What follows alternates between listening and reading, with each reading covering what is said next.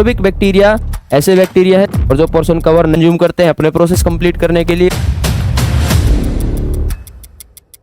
Good morning to all of you, myself Yatendra Yadav and I am your botany faculty and we are going to study about photosynthesis. आज हम लोग photosynthesis in higher plants अपना chapter शुरू करेंगे। ये सबसे पहली क्लास है और हम लोग बिल्कुल बेसिक से फोटोसिंथेसिस को समझना शुरू करेंगे। हमारे नीट के लिए इम्पोर्टेंट चैप्टर है, थोड़ा कंसेप्चुअल चैप्टर है और आप लोग फोटोसिंथेसिस के बारे में छोटी क्लासेस से भी पढ़ते आ रहे हैं कि फोटोसिंथेसिस प्रोसेस क्या है। हम लोग बिल्कुल बेसिक से शुरू करेंगे। प्लांट फिजियोलॉजी का सबसे पहला चैप्टर है फोटोसिंथेसिस। फोटोसिंथेसिस दो वर्ड से मिलकर बना है, फोटो एंड सिंथेसिस। फोटो का मतलब लाइट, सिंथेसिस का मतलब फॉर्मेशन। बिल्कुल सिंपल टर्म्स के अंदर इस फोटोसिंथेसिस का क्या मतलब है कि लाइट का सिंथेसिस नहीं, लाइट की प्रेजेंस में दूसरे कंपाउंड का सिंथेसिस। दूसरे कंपाउंड का कहने से मतलब है ग्लूकोज का सिंथेसिस। तो फोटोसिंथेसिस की कुछ डेफिनेशन आप सबसे बचपन से पढ़ते आए, एक एक करके उनको डेफिनेशंस को समझते हैं और उनको कैसे एक्सपेरिमेंटली प्रूव किया गया वो हम लोग पढ़ते हैं। तो बचपन में आपने पढ़ा कि ग्रीन प्लांट्स प्रिपेयर देयर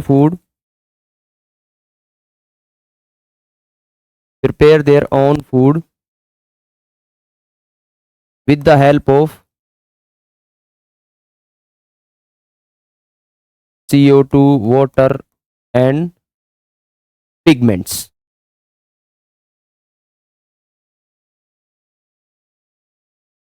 छोटी क्लासेस के अंदर शुरुआत किया जाता था पिगमेंट से। ये ग्रीन प्लांट्स अपना फूड प्रिपेयर करते हैं with the help of CO2 and water and pigments. वो पिगमेंट किसके हैं? क्लोरोफिल की बात कर रहे हैं, क्लोरोफिल पिगमेंट। फिर जैसे जैसे हम लोगों की समझ बढ़ती गई, बुक्स के अंदर यही जो फोटोसिंथेसिस की डेफिनेशन है ये एडवांस होने लगी। ये पढ़ना इंपॉर्टेंट इसलिए है क्योंकि ये एकमात्र ऐसा प्रोसेस है जिसके ऊपर लाइफ टिकी हुई है। ये लाइफ के बीच में बैलेंस बना के रखा है, इसी की वजह से लाइफ एग्जिस्ट करती है अर्थ के ऊपर। कैसे? क्योंकि प्लांट्स सबसे पहले फूड प्रिपेयर करेंगे या फिर बैक्टीरिया अपना फूड प्रिपेयर करेगा फोटोसिंथेसिस से, उसके बाद ही एनर्जी का ट्रांसफर होते रहेगा हर एक ट्रॉफिक लेवल के ऊपर। फिर जैसे जैसे हमारी समझ बढ़ती गई, बुक्स के अंदर डेफिनेशन को इंप्रूव किया गया और बताया गया कि some inorganic compound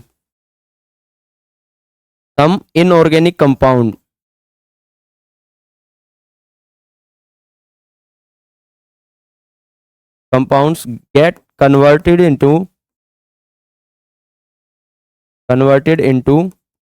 organic compound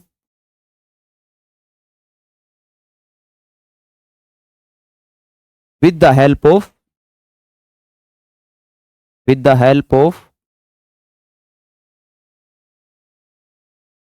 water, with the help of pigment में अब तक डिस्कवरी हो गई थी क्लोरोफिल। अब तक डिस्कवरी होने से मतलब कि जैसे जैसे अब छोटी क्लासेस में बच्चों को क्लोरोफिल समझ में नहीं आता, जैसे समझ बढ़ती गई डेफिनेशन में शब्दों का इस्तेमाल बढ़ता गया। अब यहाँ पे लिखा है कि सम इनऑर्गेनिक कंपाउंड। तो इनऑर्गेनिक कंपाउंड कौन से हैं? आपके वाटर एंड CO2। और ऑर्गेनिक कंपाउंड कौन सा है आपका? ग्लूकोज। तो फोटोसिंथेसिस प्रोसेस में वो कह रहा है CO2 और H2O इनऑर्गेनिक कंपाउंड से ऑर्गेनिक कंपाउंड ग्लूकोज का सिंथेसिस हो रहा है और इस प्रोसेस के अंदर हेल्प कौन कर रहा है? Chlorophyll and light.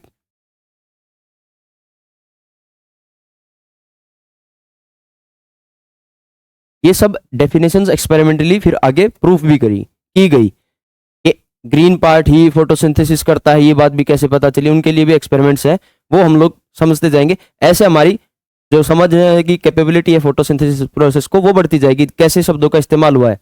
और हमें पता भी नहीं चला कि 6th-7th क्लास से शुरू हो जाता है फोटोसिंथेसिस प्रोसेस के बारे में पढ़ना और हम लोग 11th-12th तक आते आते पढ़ते हैं। हर एक साल डेफिनेशंस इंप्रूव होती जाती। फिर थर्ड डेफिनेशन, फिक्सेशन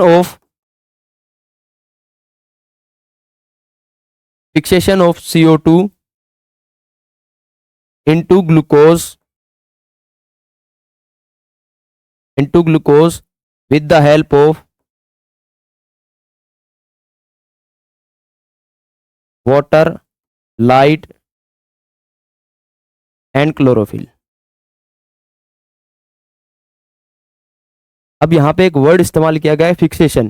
कहीं ना कहीं आप लोगों ने ये डेफिनेशन पढ़ी होगी। फिक्सेशन से क्या मतलब है? CO2 क्या है? एक गैस।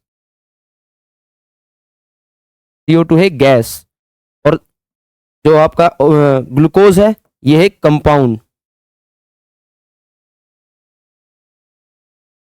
गैस से, गैसियस फॉर्म से सॉलिड फॉर्म के अंदर चेंज हो रहा है, क्योंकि जो CO2 के कार्बन है उनको फिक्स करके एक सॉलिड प्रोडक्ट बनाया जा रहा है, इसलिए वर्ड इस्तेमाल किया गया है फिक्सेशन। दोनों की स्टेट अलग अलग है। CO2 एक गैसियस फॉर्म के अंदर है जो प्लांट्स एब्जॉर्ब करते हैं और उससे एक ऑर्गेनिक कंपाउंड बनाते हैं जो एक्चुअल के अंदर एग्जिस्ट करता है सॉलिड फॉर्म के अंदर। उसको ही फिर प्लांट्स भी कंज्यूम करते हैं अपने प्रोसेस कंप्लीट करने के लिए, और आगे जो हर्बीवोर्स जो भी कंज्यूमर्स उनको यूज करते हैं वो भी उस ग्लूकोज को इस्तेमाल करते हैं। तो ये जैसे जैसे हमारी समझ बढ़ती गई, ये डेफिनेशंस और एडवांस होते गए। इसके बाद हमारे पास ये बोला गया कि रिडक्शन ऑफ, नेक्स्ट डेफिनेशन जो हमारे सिलेबस के अंदर 10th क्लास तक आती है, reduction of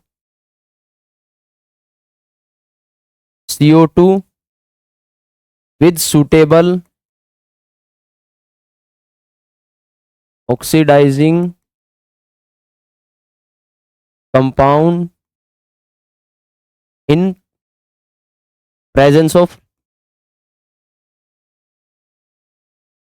light and chlorophyll।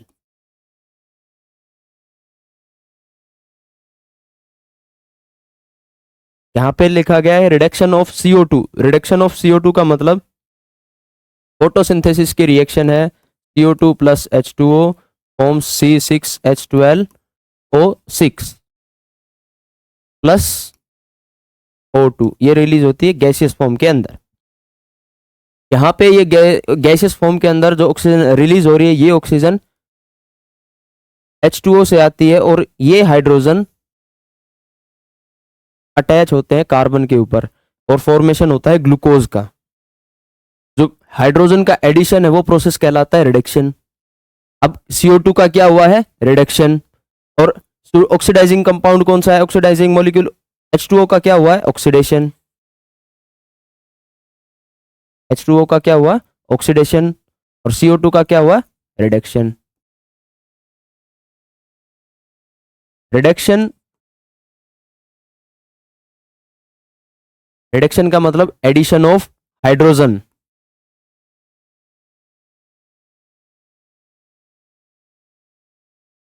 Loss of CO2, addition of hydrogen या एडिशन ऑफ इलेक्ट्रॉन्स।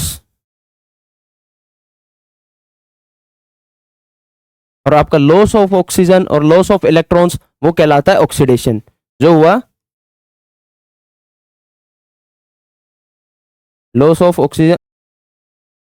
तो ये जैसे जैसे समझ बढ़ी रिडक्शन, ऑक्सीडेशन, रिडक्शन प्रोसेस के बारे में हम लोग पढ़ने लगे, उसके बाद हम लोगों ने डेफिनेशंस को इंप्रूव किया। रिडक्शन ऑफ CO2 लेटेस्ट जो हमारे पास डेफिनेशन है आज के हमारे चैप्टर के हिसाब से, जो हम लोगों को जिसके बेसिस पे हम लोग पूरा चैप्टर पढ़ेंगे, ये स्टेप बाय स्टेप डेफिनेशंस को इंप्रूव करते गए। और अब जो मोस्ट एडवांस डेफिनेशन है, photosynthesis a process in which photonic energy, photonic energy को ही बोलते हैं light energy, is converted into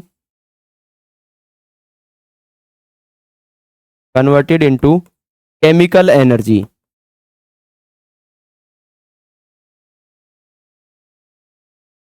with the help of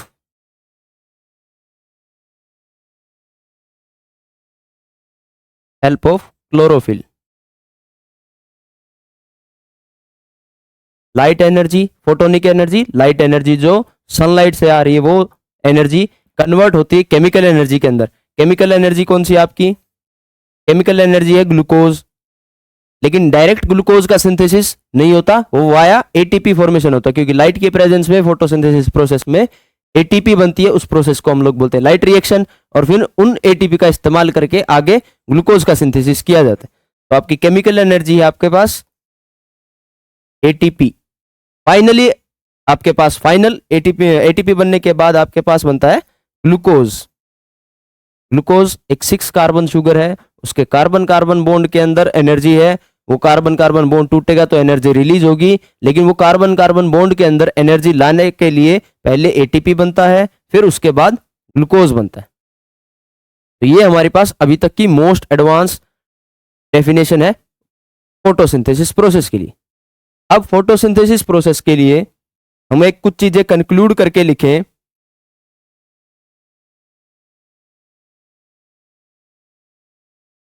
photosynthesis की डेफिनेशन को कंक्लूज करने के लिए हम लोग कुछ चीजें लिखें। तो फोटोसिंथेसिस एक प्रोसेस है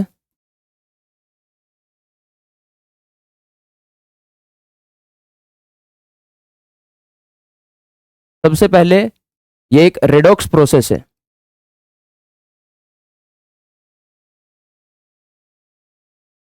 रेडॉक्स प्रोसेस किस लिए बोला हम लोगों ने?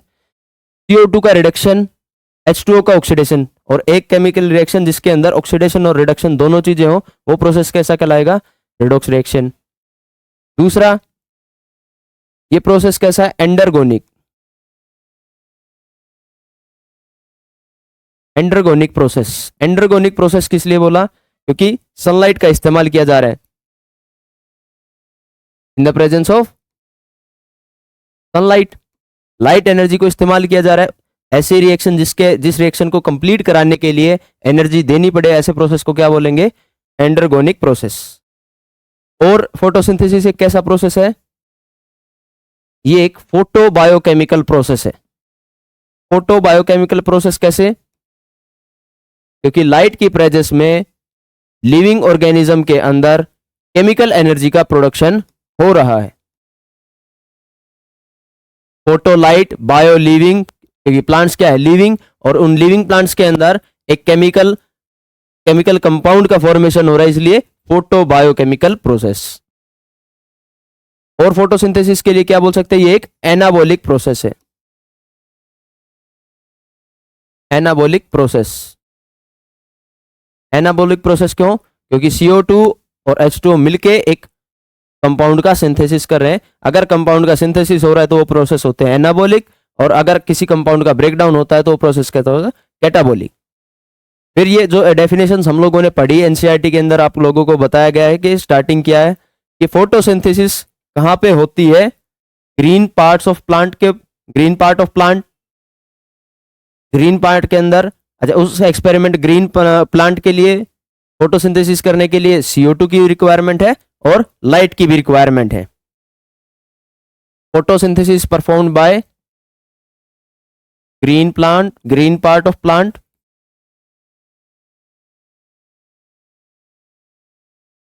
ग्रीन पार्ट से मतलब जो भी पार्ट प्लांट का ग्रीन रहेगा वो ग्रीन, इंटरनली ग्रीन होना चाहिए। बाहर से इंटरनली ग्रीन रहेगा तो वो सारे पार्ट्स के अंदर क्लोरोफिल है, क्योंकि लीफ के अलावा भी यंग स्टेम, जब प्लांट के ऊपर लीफ आते ही नहीं है तब यंग स्टेम भी फोटोसिंथेसिस करता है।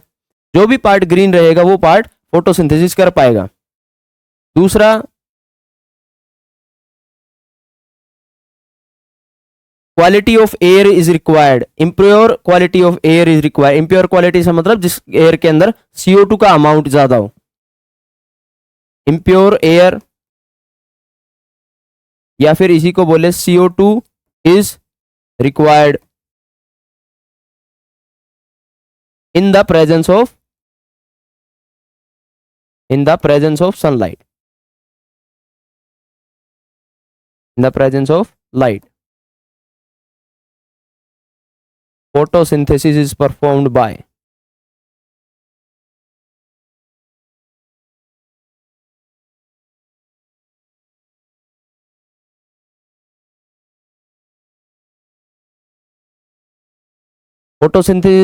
by green part of the plants in the presence of CO2 and sunlight. इन चीजों को प्रूव कैसे किया गया? सबसे पहले एक लीफ लिया, उस लीफ के ऊपर कुछ पोर्शन था येलो और कुछ पोर्शन था ग्रीन।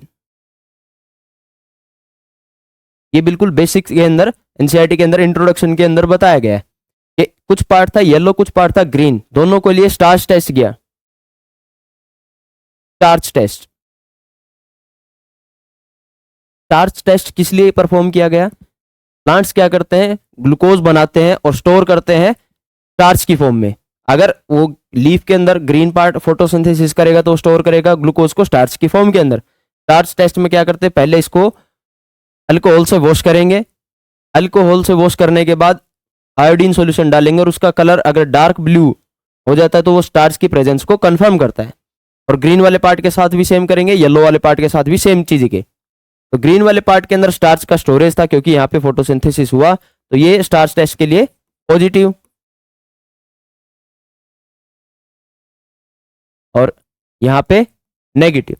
नेगेटिव इसलिए कलर तो यहाँ पे भी ब्लू कलर आएगा लेकिन लाइट ब्लू कलर आएगा, ग्रीन पार्ट के अंदर डार्क ब्लू कलर आएगा क्योंकि यहाँ पे स्टार्च का सिंथेसिस, ग्लूकोज का सिंथेसिस हुआ और स्टार्च के अंदर स्टोरेज किया गया। लेकिन प्लांट्स के अंदर फूड का मोबाइलाइजेशन है थ्रू फ्लोएम, तो वो जो येलो पार्ट है उसके अंदर भी कुछ अमाउंट के अंदर आपको स्टार्च मिलेगा ही मिलेगा। बिल्कुल जीरो अमाउंट के अंदर बिल्कुल जीरो अमाउंट नहीं मिलेगा अगर हम लोग एक्सपेरिमेंटली उनके अंदर कैलकुलेट करेंगे तब, क्योंकि उसका भी कलर कैसा आएगा, लाइट ब्लू कलर आएगा, डार्क ब्लू कलर ग्रीन वाले पार्ट का।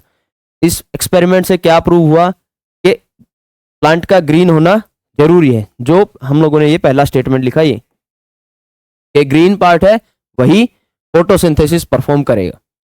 फिर दूसरा एक्सपेरिमेंट क्या किया,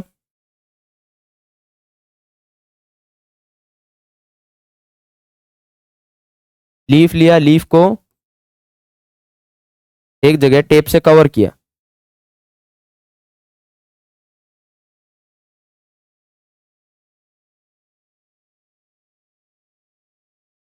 रेड कलर की एक टेप से कवर कर दिया, किसी भी चीज से कवर कर दिया लीफ के इस पोर्शन को। फिर इन दोनों पोर्शन के लिए जो पोर्शन कवर है, जो पोर्शन एक्सपोज है सनलाइट के, उसको हम लोगों ने नाम दिया ए, और जो पोर्शन कवर नहीं है, जो कवर है टेप से, उसको दिया बी।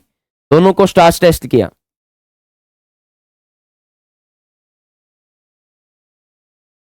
एक ए में लाइट भी थी, ग्रीन पार्ट है, लीफ का पार्ट कैसा, लीफ पे कैसी थी, पूरी ग्रीन लीफ।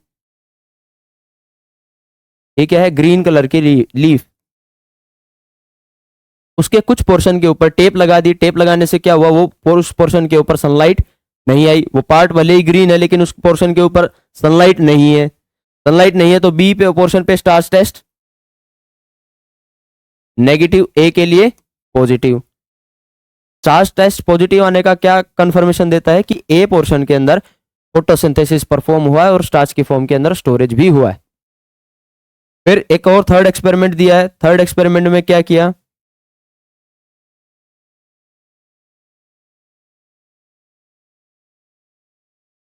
सेम एक लीफ को लिया,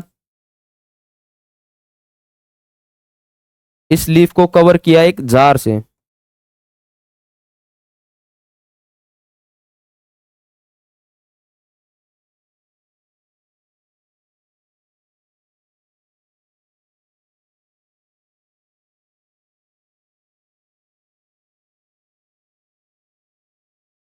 और इसके अंदर रखा है KOH।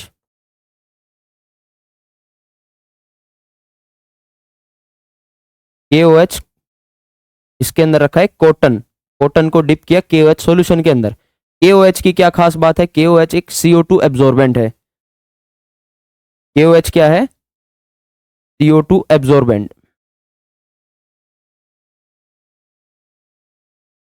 तो ये क्या करेगा, जो इस जार के अंदर की सारी CO2 है उस CO2 को एब्जॉर्ब कर लेगा। वो CO2 अवेलेबल नहीं रहेगी इस पोर्शन के, जो लीफ का ये वाला पोर्शन है, इस पोर्शन के लिए अवेलेबल नहीं है CO2, क्योंकि वो सारी CO2 किसने एब्जॉर्ब कर ली, KOH के अंदर जो डिप करके हम लोगों ने कॉटन रखा था, वो कॉटन ने क्या किया, सारी CO2 को एब्जॉर्ब कर लिया। तो फिर से दो पोर्शन के लिए टेस्ट किया गया स्टार्च टेस्ट। एक पोर्शन ये बाहर का A, एक पोर्शन अंदर का ये B। A portion starch test के लिए पॉजिटिव, क्योंकि इस ए पोर्शन को सनलाइट भी मिली, एक लीफ कैसी थी, ग्रीन थी, इसको CO2 भी मिला। जो बी पार्ट है इसके पास, इसके लिए जो स्टार्च का टेस्ट किया गया तो ये आया नेगेटिव। नेगेटिव क्यों आया, क्योंकि यहाँ पे सनलाइट थी, ग्रीन पार्ट था, लेकिन CO2 अवेलेबल नहीं थी। CO2 को अवेलेबिलिटी को खत्म किसने किया? KOH ने किया। KOH ने सारी CO2 को एब्जॉर्ब कर लिया, तो यहाँ पे स्टार्च टेस्ट नेगेटिव। तो इस बात से, इन तीनों एक्सपेरिमेंट से ये चीजें कंफर्म हुई कि फोटोसिंथेसिस परफॉर्म करने के लिए ग्रीन प्लांट का पार्ट ग्रीन भी होना चाहिए, उसके पास CO2 अवेलेबल होनी चाहिए, और वो लाइट की प्रेजेंस में ये फोटोसिंथेसिस प्रोसेस परफॉर्म कर पाएगा। फिर हम लोगों को ये आपको 9th-10th क्लास के अंदर एक्सपेरिमेंट दिए गए हैं लाइफ प्रोसेस चैप्टर के अंदर। ये इस एक्सपेरिमेंट का मोल्स हाफ लीफ एक्सपेरिमेंट भी नाम है, कि जार के अंदर लीफ का हाफ लीफ बंद किया और उसको स्टार्च टेस्ट के लिए ऑब्जर्व किया। फिर आता है हमारे पास, जो हमारे बुक्स के अंदर, हमारे सिलेबस के अंदर NCERT के हिसाब से, जो नीट के लिए इंपॉर्टेंट है, कि कुछ एक्सपेरिमेंट्स दिए गए, कुछ साइंटिस्ट के बारे में बताया गया है कि जिन्होंने फोटोसिंथेसिस प्रोसेस को समझने के अंदर हमारी हेल्प की है। तो टोटल हमें 5 साइंटिस्ट के बारे में पढ़ना है। सबसे पहले हमें अर्ली एक्सपेरिमेंट्स में जिनका नाम पढ़ना है, सबसे पहले साइंटिस्ट का, उनका नाम है Joseph priestly.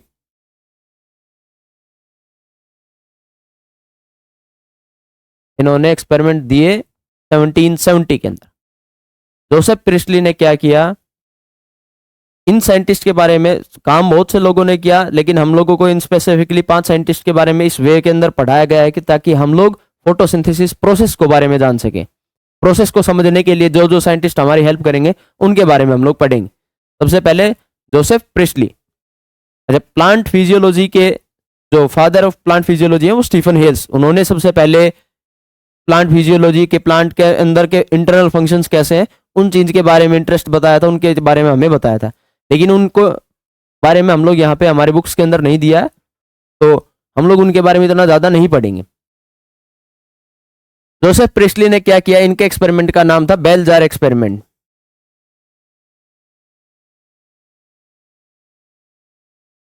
Bell jar experiment.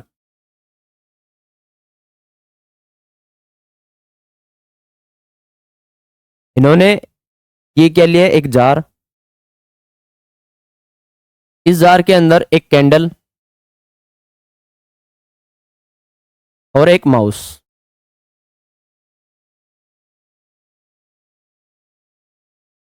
एक अलाइव माउस, जिंदा माउस को रखा, और कुछ टाइम के बाद, आफ्टर सम टाइम, ऑब्जर्व किया। आफ्टर सम टाइम, कुछ टाइम के बाद ऑब्जर्व किया कि माइस की डेथ हो गई और कैंडल बुझ गई। ऐसा क्यों हुआ? क्योंकि कुछ टाइम के बाद जो एयर थी वो एयर कंज्यूम कर दी। एयर कंज्यूम किसने की? माउस ने रेस्पिरेशन के लिए एयर का इस्तेमाल किया, कैंडल ने कंबशन के लिए एयर का इस्तेमाल किया, और जब एयर खत्म हो गई, जो जार के अंदर की एयर खत्म हो गई, तो फिर कैंडल भी बुझ गई और माउस की भी डेथ हो गई। जो एयर कंज्यूम थी, एयर कंज्यूम्ड, माउस रेस्पिरेशन,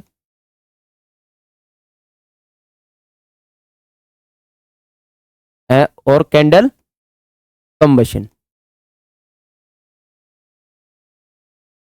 और कुछ टाइम के बाद माइस की डेथ हो गई। फिर इन्होंने क्या किया? एक और एक्सपेरिमेंट किया। उसी बेल जार एक्सपेरिमेंट के अंदर एक प्लांट को ऐड किया। अब की बार इन्होंने माउस के साथ साथ एक मिंट प्लांट को ऐड किया, और इन्होंने मिंट प्लांट को ही रखा था क्योंकि इनके पास अवेलेबिलिटी रही होगी उस चीज के लिए, और बेल इस जार के अंदर एडजस्ट हो सके, इसलिए इस प्लांट का नाम भी गिवन है बुक्स के अंदर। तो ये मिंट प्लांट ने क्या किया? अब कुछ टाइम के बाद ऑब्जर्व किया गया तो mouse alive,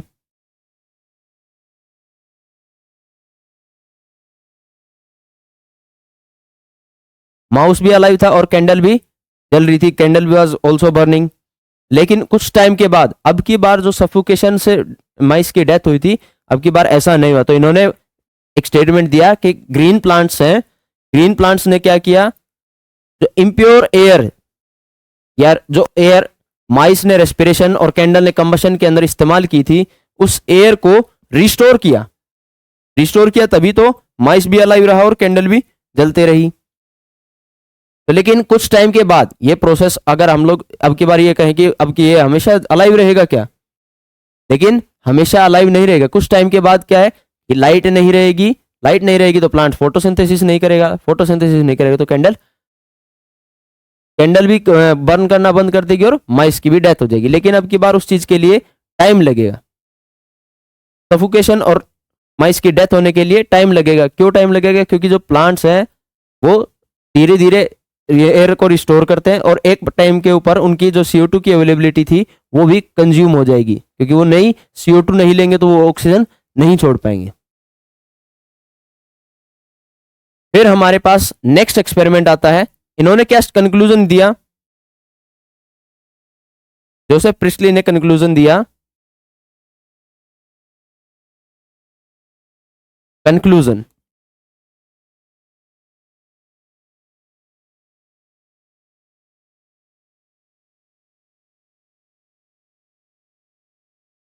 plants restore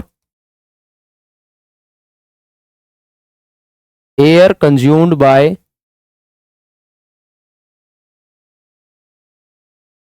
mouse and burning candle।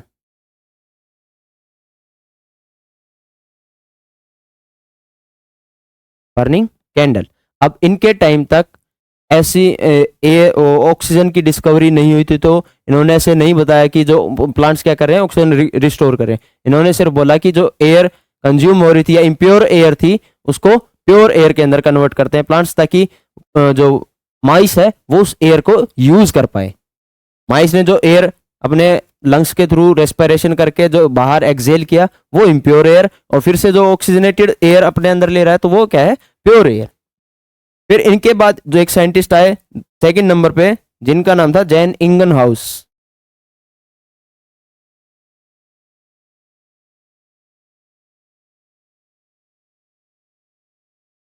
Jain Ingenhousz, year 1779। इनके एक्सपेरिमेंट का नाम भी था बेल जार एक्सपेरिमेंट।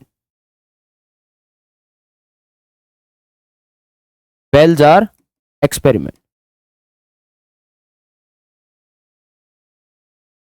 इन्होंने क्या किया? इन्होंने सेम जो सेटअप, जोसेफ प्रेस्टली का सेटअप था, उसी सेटअप को एक बार दिन के अंदर रखा और एक बार रात के अंदर रखा। रात के अंदर सनलाइट की अवेलेबिलिटी नहीं है तो प्लांट्स ने फोटोसिंथेसिस नहीं किया। प्लांट्स ने फोटोसिंथेसिस नहीं किया तो कैंडल भी बुझ गई और माइस की भी डेथ हो गई। तो इन्होंने क्या कंक्लूजन बताया कि for photosynthesis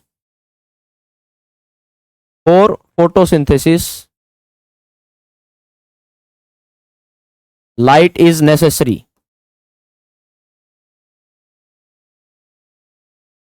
light is necessary कि फोटोसिंथेसिस परफॉर्म करने के लिए लाइट की प्रेजेंस मस्ट है। फिर एनसीईआरटी में एक और इनके एक्सपेरिमेंट के बारे में बताया गया है कि इन्होंने एक और एक्सपेरिमेंट किया। उस एक्सपेरिमेंट में इन्होंने क्या किया? एक बीकर लिया, उस बीकर के अंदर एक हाइड्रोफाइटिक प्लांट। हाइड्रोफाइटिक प्लांट कौन से होते हैं? जो पानी के अंदर रहते हैं।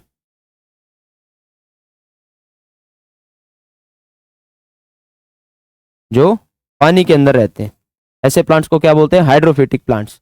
इस प्लांट के ऊपर एक फनल रखी, एक फनल का अरेंजमेंट किया और इसको भी एक कवर किया है कीप से, कवरिंग।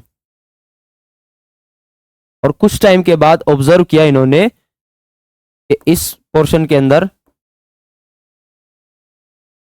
ऑक्सीजन एक्यूमुलेट होगी। इन्होंने क्या किया? ये एक लिया हाइड्रोफिटिक प्लांट,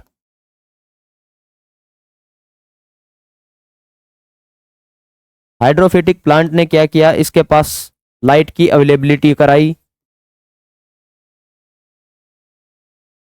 लाइट की प्रेजेंस में इस हाइड्रोफिटिक प्लांट ने क्या किया? फोटोसिंथेसिस परफॉर्म की। फोटोसिंथेसिस परफॉर्म करने के बाद फोटोसिंथेसिस प्रोसेस के दौरान ऑक्सीजन गैस रिलीज हुई और उसी ऑक्सीजन गैस को इसी कवरिंग के अंदर कलेक्ट किया गया। वो गैस इस टनल के थ्रू ऊपर कवरिंग में पहुंची और उस इन्होंने क्या कंफर्मेशन दिया यहां पे? इन्होंने बोला कि during photosynthesis oxygen is evolved. During photosynthesis O2 is liberated। कि फोटोसिंथेसिस प्रोसेस के दौरान ऑक्सीजन गैस निकलती है। अच्छा, ऑक्सीजन की जो डिस्कवरी थी उसका क्रेडिट जोसेफ प्रिस्टली को, क्योंकि उन्होंने बताया था कि प्लांट्स ने क्या किया, वो एयर रिस्टोर कर रहे हैं, तो उनके टाइम पे ऑक्सीजन डिस्कवर नहीं थी, तो उन्होंने जनरलाइज टर्म का इस्तेमाल किया एयर को।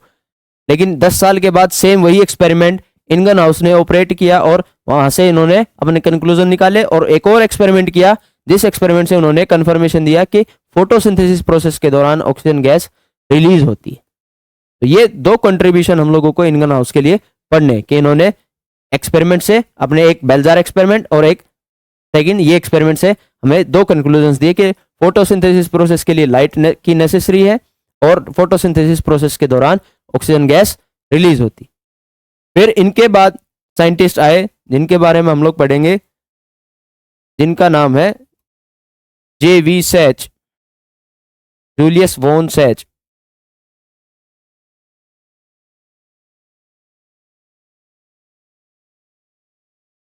थर्ड नंबर पे है जूलियस वॉन सैच। इन्होंने क्या एक्सपेरिमेंट किया, इनका क्या कंक्लूजन, इनके एक्सपेरिमेंट के बारे में हम लोगों को बुक्स के अंदर हमें नहीं पढ़ना है, इनका हमें पढ़ना है कि इनका क्या रिजल्ट रहा। इन्होंने क्या बोला है, इनके फोटोसिंथेसिस कौन करते हैं, ग्रीन प्लांट्स। ग्रीन प्लांट्स के अंदर ग्रीन पार्ट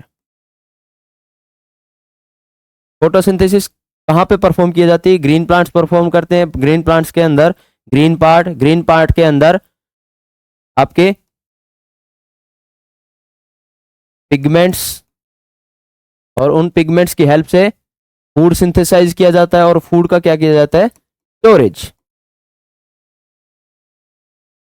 अब यहां पे हमारे पास ग्रीन पार्ट को रिप्रेजेंट करने के लिए कौन सा पार्ट है, ग्रीन पार्ट किसकी बात कर रहे हैं, ये लीफ। जनरली बात करें तो लीफ। पिगमेंट्स आपका क्लोरोफिल पिगमेंट, और फूड ग्लूकोज, और स्टोरेज स्टार्च।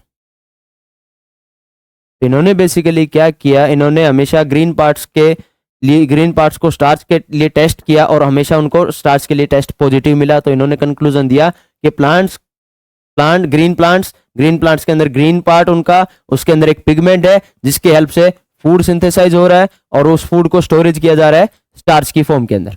ये इनके एक्सपेरिमेंट का कंक्लूजन है कि ग्रीन प्लांट्स के ग्रीन पार्ट के अंदर एक पिगमेंट है जो फूड सिंथेसाइज करने में हेल्प करता है और फूड बनाता है, और उसको फूड को स्टोरेज करते हैं स्टार्च की फॉर्म में। ये इनका कंक्लूजन था। फिर फोर्थ नंबर पे हमारे पास साइंटिस्ट आते हैं T.W. एंगलमैन।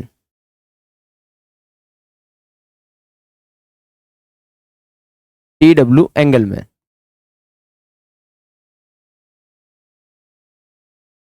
इनका जो कंट्रीब्यूशन है वो फोटोसिंथेसिस प्रोसेस को समझने के लिए वो बहुत अहम कंट्रीब्यूशन है। इन्होंने क्या किया, व्हाइट लाइट को प्रिज्म के थ्रू जब पास करते हैं तो 7 डिफरेंट कलर्स के अंदर डिस्ट्रीब्यूट हो जाती है, blue to red. 7 lights Vibgyor जो आप लोग पढ़ते केमिस्ट्री के अंदर, वही व्हाइट लाइट 7 कलर के लाइट के अंदर डिस्ट्रीब्यूट हो जाती है। इन्होंने क्या लिया, एक एल्गी लिया जिसका नाम है क्लेडोफोरा एल्गी, जो कि एक ग्रीन एल्गी है। एल्गी है तो ये फोटोसिंथेसिस परफॉर्म करेगा तो ये ऑक्सीजन रिलीज करेगा। इन्होंने क्या लिया, एक क्लेडोफोरा एल्गी को ग्रो कराया और एल्गी के आसपास एरोबिक बैक्टीरिया की कॉलोनीज बनाई। एरोबिक बैक्टीरिया जो ब्लू कलर से बना है वो कौन सा है, एरोबिक बैक्टीरिया। तो एरोबिक बैक्टीरिया ऐसे बैक्टीरिया हैं जो ऑक्सीजन की प्रेजेंस में ही ग्रो करते हैं। एरोबिक है तो साफ सी बात है वो ऑक्सीजन की प्रेजेंस में ही ग्रो करेंगे। तो इन्होंने क्या ऑब्जर्व किया यहां से कि एरोबिक बैक्टीरिया का एक्युमुलेशन है वो ब्लू और रेड रीजन के अंदर ज्यादा है, और बीच के जो कलर हैं उनके अंदर एक्युमुलेशन उनका बहुत कम है। इसका एरोबिक बैक्टीरिया का, क्योंकि बीच के अंदर फोटोसिंथेसिस पर कम परफॉर्म हुई, फोटोसिंथेसिस कम परफॉर्म हुई तो वहां पे कम ऑक्सीजन इवोल्व हुई, कम ऑक्सीजन इवोल्व हुई तो वहां पे कम एरोबिक बैक्टीरिया का ग्रोथ हुआ। ये एरोबिक बैक्टीरिया का ग्रोथ या एक्युमुलेशन वहां एरोबिक रीजन के अंदर वहीं पे ज्यादा होगा जहां पे ऑक्सीजन का अमाउंट ज्यादा है, वहीं पे ज्यादा बैक्टीरिया अच्छे से सर्वाइव कर पाएगा। तो यहां से इन्होंने सबसे पहले दिया था ऑक्सीजन, इन्होंने दिया फर्स्ट एक्शन स्पेक्ट्रम। इन्होंने क्या दिया? First action spectrum. जो एनसीईआरटी के अंदर ग्राफ गिवन है, जो सेकंड नंबर पे ग्राफ है बी, जो ग्राफ है rate of photosynthesis measured by oxygen release. इन्होंने अपने एक्सपेरिमेंट से क्या किया, किस रेट से ऑक्सीजन का रिलीज हो रहा है, वही क्या है, वही किसको रिप्रेजेंट कर रहा है, फोटोसिंथेसिस के रेट को। अगर फोटोसिंथेसिस ज्यादा तो ऑक्सीजन का लिबरेशन ज्यादा, अगर ऑक्सीजन का लिबरेशन ज्यादा तो फोटोसिंथेसिस ज्यादा, मतलब दोनों चीजें डायरेक्टली प्रोपोर्शनल है। इन्होंने with wavelength of light 400 to 700 nanometer की वेवलेंथ के बीच का एक ग्राफ रिप्रेजेंट किया, यही इनका फर्स्ट एक्शन स्पेक्ट्रम। ये एक्शन स्पेक्ट्रम किसका है? ये एक्शन स्पेक्ट्रम क्लेडोफोरा एल्गी का है, क्योंकि ये फोटोसिंथेसिस या जो O2 लिबरेशन का काम का है वो कौन कर रहा है? Cladophora algae. इस चीज से कंफ्यूजन नहीं होना है कि एरोबिक बैक्टीरिया जो ऑक्सीजन इस्तेमाल कर रहे हैं, और ये ग्राफ कैसा है? O2 लिबरेशन, O2 रिलीज का ग्राफ। तो ये first action spectrum aerobic bacteria का नहीं, ये first action spectrum of Cladophora algae का। इन्होंने देखा कि जो 400 टू 700 नैनोमीटर की तरफ जाते हैं तो 400 के पास एक पीक आती है और एक पीक 700 के पास आती है। ब्लू टू रेड रीजन के अंदर पीक आती है और ग्रीन रीजन बिल्कुल बीच के अंदर ये सबसे कम O2 का रिलीज हो रहा है, मतलब सबसे कम फोटोसिंथेसिस ग्रीन रीजन के अंदर हो रही है। ठीक है, और इस बाकी दोनों ग्राफ का मतलब जब आएगा तो इसके साथ साथ पढ़ेंगे। ये वाला ग्राफ TW एंगलमैन का ही फर्स्ट एंगल स्पेक्ट्रम। फिर इसके बाद हमें समझना है कि कौन साइंटिस्ट है, इन्होंने क्या कंक्लूजन्स दिए कि व्हाइट लाइट के अंदर भी ब्लू रीजन और रेड रीजन ऐसे रीजन है जहां पे मैक्सिमम फोटोसिंथेसिस होती है, और ग्रीन रीजन के अंदर सबसे कम फोटोसिंथेसिस होती है। Blue and red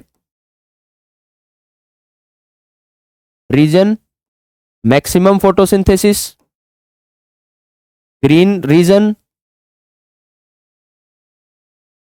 minimum photosynthesis.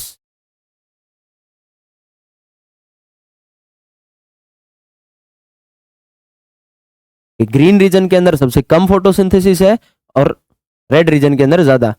शुरू में तो हम लोग शुरू से क्या कर रहे थे कि सिर्फ व्हाइट लाइट, अब इन्होंने क्या किया कि स्पेसिफिकली बताया कि व्हाइट लाइट के अंदर भी कौन सी लाइट के अंदर सबसे ज्यादा फोटोसिंथेसिस परफॉर्म किया जाए।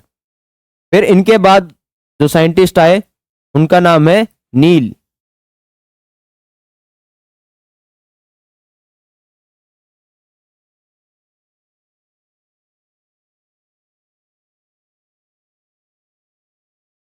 नील ये एक माइक्रोबायोलॉजिस्ट थे,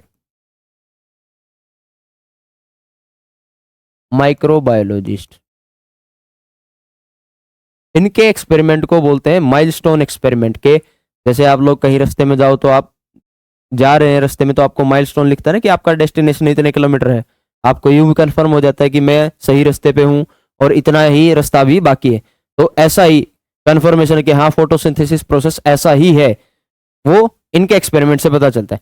माइक्रोबायोलॉजिस्ट थे तो ये काम कर रहे थे माइक्रोबियल न्यूट्रिशन पे। माइक्रोबियल न्यूट्रिशन, माइक्रोबियल न्यूट्रिशन से मतलब ये purple green sulphur and purple sulphur bacteria के न्यूट्रिशन पे काम कर रहे थे। इन्होंने क्या बोला, इन्होंने देखा कि CO2 प्लस H2O ये सिंथेसिस करता है C6H12O6 प्लस O2 जो गैस की फॉर्म में रिलीज हो जाती है। लेकिन purple and sulphur green bacteria, purple sulphur bacteria and green sulphur bacteria,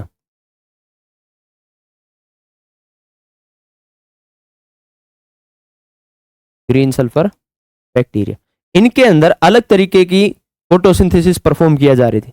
इनके अंदर CO2 plus H2S C6H12 O6 plus sulphur gas.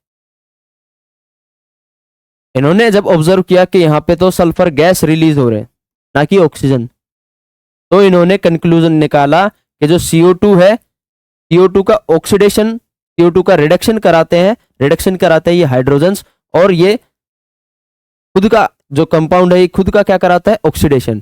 तो जो H2S है और H2O है, ये सब क्या है, हाइड्रोजन डोनर। ये सब क्या है, हाइड्रोजन डोनर। तो अब जो हम लोग करंट डेफिनेशन पढ़ते हैं वो डेफिनेशन क्या है कि CO2 is CO2 reduction by suitable oxidising compound, जो हम लोगों ने स्टार्टिंग डेफिनेशन के अंदर लिखा था,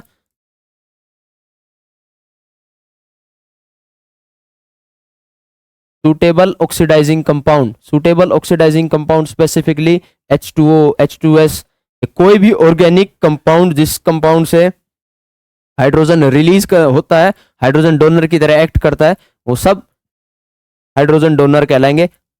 बैक्टीरिया के अंदर आप लोग, बैक्टीरियल न्यूट्रिशन के अंदर आप लोग पढ़ते हैं कि ऑटोट्रॉफ्स के बारे में और नॉन सल्फर बैक्टीरिया के बारे में, सल्फर बैक्टीरिया के बारे में। उनके अंदर जो हाइड्रोजन डोनर है वो H2O के अलावा कोई भी कंपाउंड हो सकता है, H2S भी हो सकता है और बाकी ऑर्गेनिक कंपाउंड भी हो सकता है। तो जो हमारे लास्ट साइंटिस्ट है, साइंटिस्ट नील, ये बैक्टीरियल न्यूट्रिशन पे ही काम कर रहे थे।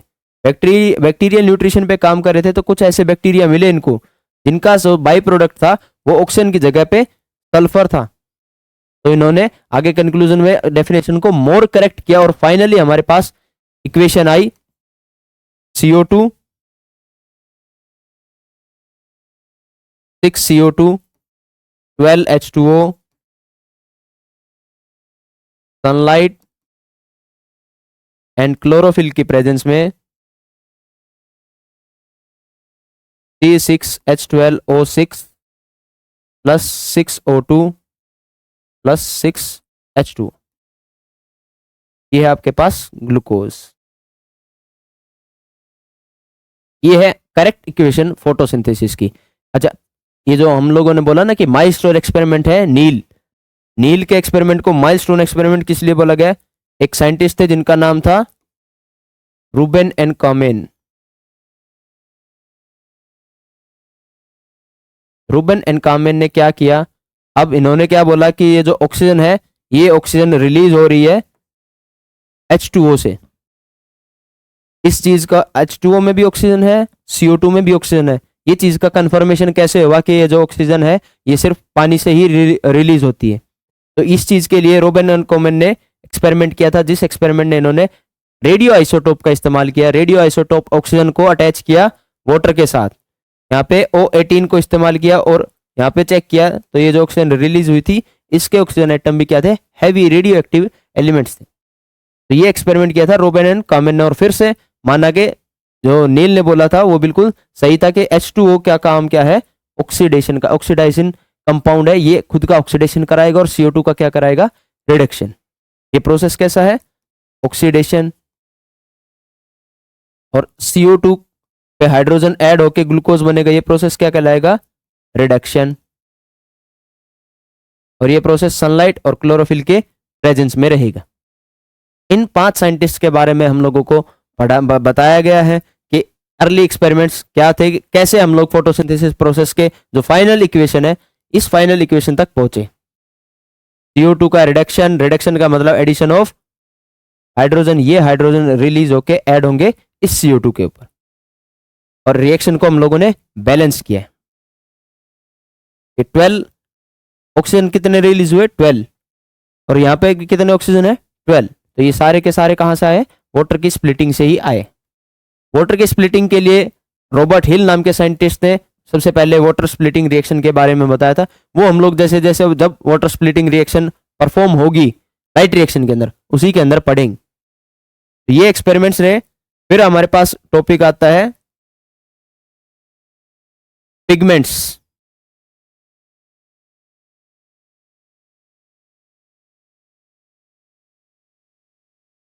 फोटोसिंथेसिस प्रोसेस कहां पे परफॉर्म होता है?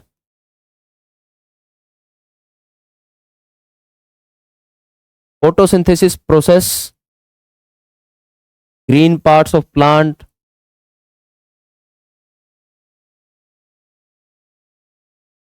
ग्रीन प्लांट, ग्रीन प्लांट के अंदर लीफ, लीफ के अंदर मीजोफिल सेल, मीजोफिल सेल के अंदर एक सेल ऑर्गेनेल है जिसका नाम है क्लोरोप्लास्ट। उस क्लोरोप्लास्ट सेल ऑर्गेनेल के अंदर आपका फोटोसिंथेसिस प्रोसेस परफॉर्म होता है। क्लोरोप्लास्ट एक double membrane bound cell organelle है। ये इसकी आउटर मेम्ब्रेन, ये इनर मेम्ब्रेन।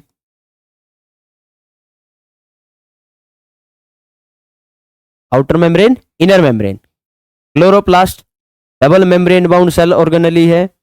और सेल के अंदर आपके पास माइटोकॉन्ड्रिया डबल मेम्ब्रेन बाउंड है, nucleus double membrane bound cell organelle. इसके अंदर प्रेजेंट रहते हैं आपके स्टैक फॉर्म के अंदर थाइलाकोइड्स।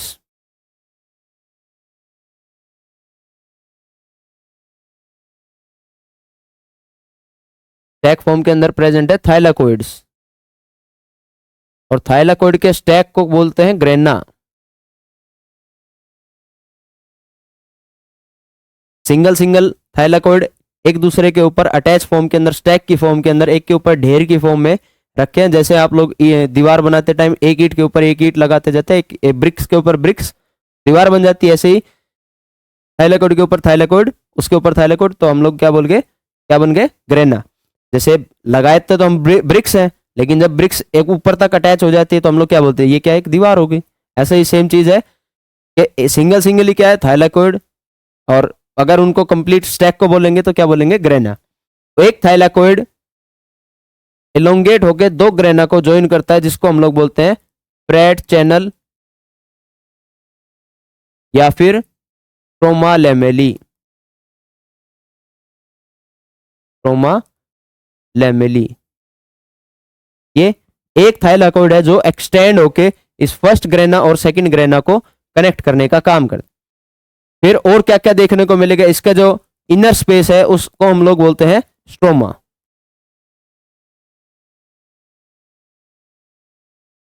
इसके जो ल्यूमन के अंदर जो स्पेस ऑक्यूपाई है किया है क्लोरोप्लास्ट ने, उसको बोलते हैं स्ट्रोमा। स्ट्रोमा के अंदर हमें थाइलाकोइड, ग्रेना, फ्रेट चैनल्स, इनके अलावा एक डबल स्टैंडर्ड सर्कुलर डीएनए भी देखने को मिलेगा। डबल स्टैंडर्ड डीएनए, आरएनए भी देखने को मिलेगा, और इनके अंदर प्रेजेंट रहते हैं राइबोसोम्स। राइबोसोम्स 70s राइबोसोम्स हैं, खुद का डीएनए, खुद का आरएनए है। इसी के बेसिस पे इसको बोलते हैं क्लोरोप्लास्ट को semi autonomous cell organelle. Semi autonomous इसलिए कि ये इसके पास अब रेप्लिकेशन के लिए सारी चीजों की रिक्वायरमेंट इसकी कंप्लीट है, लेकिन ये खुद से रेप्लिकेट नहीं कर पाता। न्यूक्लियस से इंस्ट्रक्शन आता है तभी रेप्लिकेट करता है। सारी कैपेबिलिटी होते हुए भी रेप्लिकेट नहीं कर पाता, इसलिए इसको सेमी ऑटोनोमस सेल ऑर्गेनेली बोलते हैं। और स्ट्रोमा के अंदर बहुत सारे एंजाइम्स मिलेंगे। क्या मिलेंगे, एंजाइम्स। कौन से एंजाइम्स, ये वही एंजाइम्स है जो डार्क रिएक्शन परफॉर्म कराएंगे। ये वही एंजाइम्स है जो डार्क रिएक्शन परफॉर्म कराएंगे। और इस थाइलाकोइड की मेम्ब्रेन के ऊपर प्रेजेंट रहता है क्लोरोफिल पिगमेंट। क्लोरोफिल पिगमेंट कहां पे प्रेजेंट है ये क्लोरोफिल पिगमेंट, ये क्लोरोफिल पिगमेंट प्रेजेंट है थाइलाकोइड की मेम्ब्रेन के ऊपर। तो फिर हमारा अगला ही टॉपिक, अब जब हमने पिगमेंट का नाम लिया है तो पिगमेंट के बारे में थोड़ी बहुत चीजें जान लेते हैं। पिगमेंट क्या है,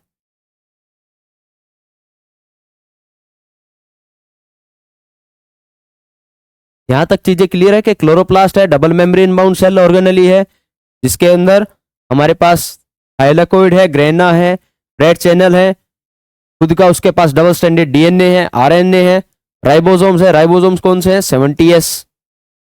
क्लोरोप्लास्ट प्रोकैरियोटिक सेल ऑर्गेनेली है, तो किसके अंदर मिलेगा, ये यूकैरियोट्स के अंदर मिलेगा। प्रोकैरियोट के अंदर कोई भी मेम्ब्रेन बाउंड सेल ऑर्गेनेली नहीं होती है। यूकैरियोट्स के अंदर कौन से राइबोसोम्स होते हैं, 80s और 70s दोनों। 70s with in chloroplast and mitochondria और eighty S in the cytoplasm. Ribosomes protein बनाने का, प्रोटीन फैक्ट्री, प्रोटीन बनाएंगे। एंजाइम्स जो स्ट्रोमा के अंदर एंजाइम्स हैं, वो एंजाइम्स डार्क रिएक्शन के अंदर इस्तेमाल हो। अब यहाँ पे हम लोगों ने लिखा है कि क्लोरोफिल पिगमेंट कहाँ पे प्रेजेंट है, ऑन थाइलाकोइड मेम्ब्रेन। तो पिगमेंट्स क्या होते हैं, कैसे ये हमारे लिए हेल्पफुल है, प्लांट्स के लिए हेल्पफुल है, वो देखते हैं। पिगमेंट्स क्या है, chemical compound, chemical compound, chemical compound है, कार्बन हाइड्रोजन का बना हुआ है chemical compound, carbon hydrogen oxygen. अब ये इस केमिकल कंपाउंड की एक खास बात है, एबिलिटी टू एब्जॉर्ब सनलाइट या light of specific wavelength, ability to absorb light of specific wavelength.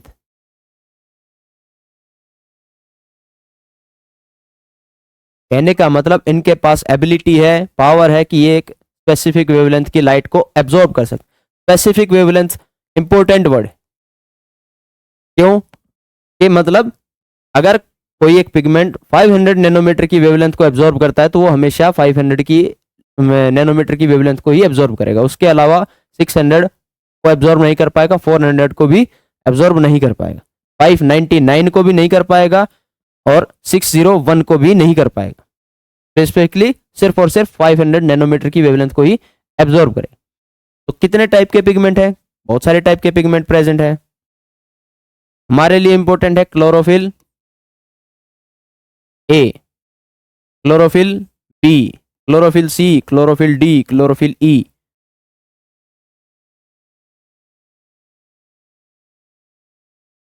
Chlorophyll A, chlorophyll B, ये दोनों है हम लोगों को जो हमारे लिए इंपॉर्टेंट है और हमें पढ़ने हैं। बाकी ये तीन क्लोरोफिल सी, क्लोरोफिल डी, ये इतने इंपॉर्टेंट नहीं है, ये एसेसरी पिगमेंट्स के अंदर आते हैं। हम एक पिगमेंट है हमारे पास क्लोरोफिल और उसकी इतनी सारी वैरायटी है। फर्स्ट पिगमेंट है क्लोरोफिल और ये 5 उसकी कैटेगरी। क्लोरोफिल ए, ये है यूनिवर्सल। यूनिवर्सल का मतलब ये जितने भी फोटोसिंथेटिक ऑर्गेनिज्म है उनके सबके अंदर प्रेजेंट है। और chlorophyll b higher algae, higher algae, higher algae से मतलब ग्रीन एल्गी के अंदर। क्लोरोफिल सी, क्लोरोफिल डी, ये लोअर एल्गी के अंदर प्रेजेंट है।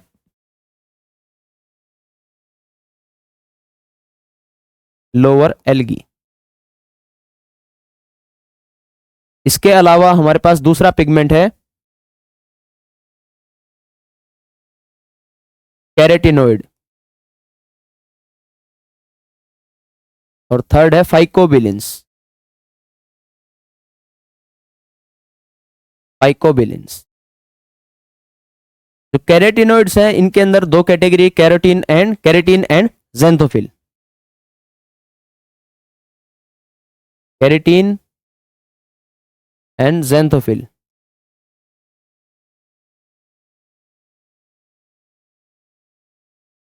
और ये फाइकोबिलिन्स आपके पास प्रेजेंट है बैक्टीरिया के अंदर। तो ये हम लोगों को पता होना चाहिए। ये क्लोरोफिल ए यूनिवर्सल है, वो चाहे बैक्टीरिया हो, ब्लू ग्रीन साइनोबैक्टीरिया हो या एंजियोस्पर्म। साइनोबैक्टीरिया से एंजियोस्पर्म हायर प्लांट्स तक सबके अंदर क्लोरोफिल ए प्रेजेंट रहेगा ही रहेगा, इसलिए इसको लिखा हम लोगों ने यूनिवर्सल। और क्लोरोफिल बी हायर एल्गी के अंदर। हम लोगों को क्लोरोफिल ए और क्लोरोफिल बी के बारे में थोड़ा डिटेल के बारे में पढ़ते हैं। क्लोरोफिल ए हमने बोला कि केमिकल कंपाउंड है, तो इसका फॉर्मूला है C55H72O5N4Mg। Chlorophyll be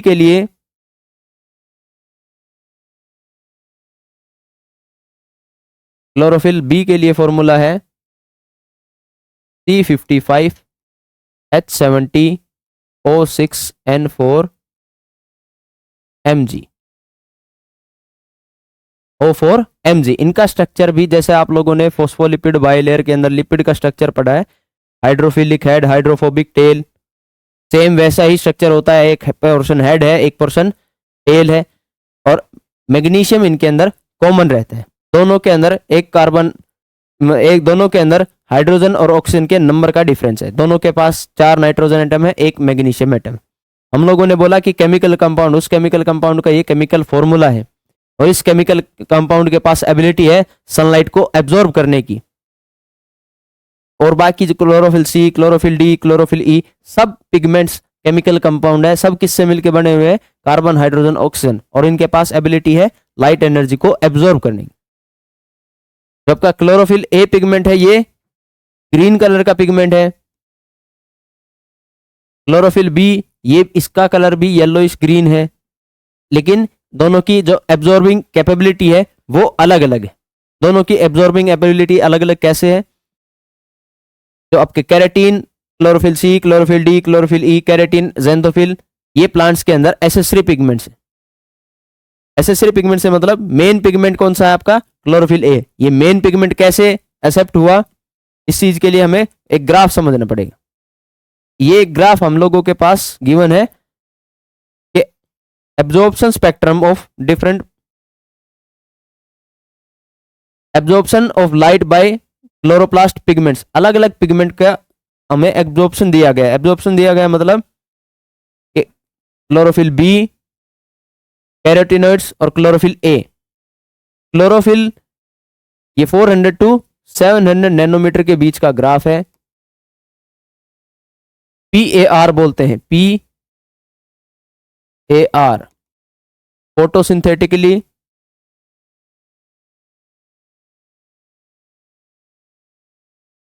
active region, और ये इसकी रेंज है 400 से 700 नैनोमीटर। जो सन से सनलाइट आ रही है, उस सनलाइट में 400 से 700 नैनोमीटर की जो वेवलेंथ है, उसी को प्लांट्स फोटोसिंथेसिस के लिए इस्तेमाल करते हैं, और उस रेंज के लिए ही नाम है PAR, फोटोसिंथेटिकली एक्टिव रीजन। बाकी और वेवलेंथ की जो 400 से लोअर रेंज की लाइट है, वो रीजन की लाइट है, उसको प्लांट्स फोटोसिंथेसिस के लिए एब्जॉर्ब नहीं कर सकते। तो सबसे पहला ग्राफ हम लोगों को क्या बताता है? 400 के नैनोमीटर पे ये जो येलो कलर से लाइन है, ये रिप्रेजेंट कर रही है कैरोटिनॉइड्स के एब्जॉर्प्शन को। 400 से थोड़ा आगे जाके एक पीक आया, फिर पीक नीचे गई, और पीक वापस से ऊपर जाके फिर खत्म हो गया। क्लोरोफिल ए कि जो ग्रीन कलर से बना है, जो आपको वॉयलेट ब्लू कलर से बनाया है, 400 से निकलती एक पीक है, और एक पीक 700 के पास है, ये रही। फिर क्लोरोफिल बी के लिए भी सेम एक्सपेरिमेंट बताया गया, ग्राफ को नोट किया गया। फिर जो TW एंगलमैन ने जो हमारे पहले ही दिया था एक absorption spectrum, first action spectrum, वो क्लेडोफोरा एल्गी का, जो किस चीज को रिप्रेजेंट करता है कि 400 से 700 नैनोमीटर के बीच जो रेंज है, उस रेंज के अंदर फोटोसिंथेसिस प्रोसेस किस स्पीड से जा रहा है। फोटोसिंथेसिस प्रोसेस कहें, या फिर यूं कहें कि ऑक्सीजन का जो रिलीज है, O2 का जो रिलीज है, वो किस स्पीड से हो रहा है, उसके लिए ग्राफ बनाया गया। और फिर इन दोनों फर्स्ट ग्राफ और सेकंड को ऑब्जर्व किया गया ओवरलैप करके ऑब्जर्व किया गया। जो क्लोरोफिल एक पिगमेंट का ग्राफ था, एब्जॉर्प्शन कर लाइट एनर्जी को एब्जॉर्ब करने की जो स्पीड थी, जो ग्राफ था, वो ओवरलैप करता है ऑक्सीजन इवोल्यूशन। वो किसके साथ ओवरलैप किया? Oxygen evolution. जो ये ब्लू कलर से बनाया है, ये है क्लोरोफिल ए का एब्जॉर्प्शन रेट, और जो ब्लैक कलर से बना है, ये O2 रिलीज। जब क्लोरोफिल ए ने ज्यादा लाइट एब्जॉर्ब की है, वहां पे ऑक्सीजन ज्यादा रिलीज हुई। जहां पे ऑक्सीजन ज्यादा रिलीज हुई है, वहां पे क्लोरोफिल ए ने ज्यादा लाइट को एब्जॉर्ब किया है। थर्ड ग्राफ से हम लोगों को ये कंक्लूजन मिला कि जो क्लोरोफिल ए है, फर्स्ट चीज वो यूनिवर्सल है, और यही क्या है? Main pigment.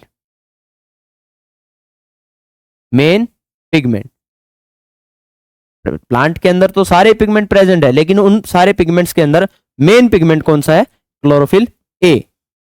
ये हमें इस थर्ड ग्राफ के और कंक्लूजन से मिलता है। तो यही तक था हमारे पास पिगमेंट्स। कल से हम लोग शुरू करेंगे फोटोसिंथेसिस को, लाइट रिएक्शन और डायरेक्ट रिएक्शन के बारे में, फोटोसिंथेसिस प्रोसेस को समझ लेंगे, कैसे फोटोसिंथेसिस प्रोसेस परफॉर्म किया जाता है। Thank you.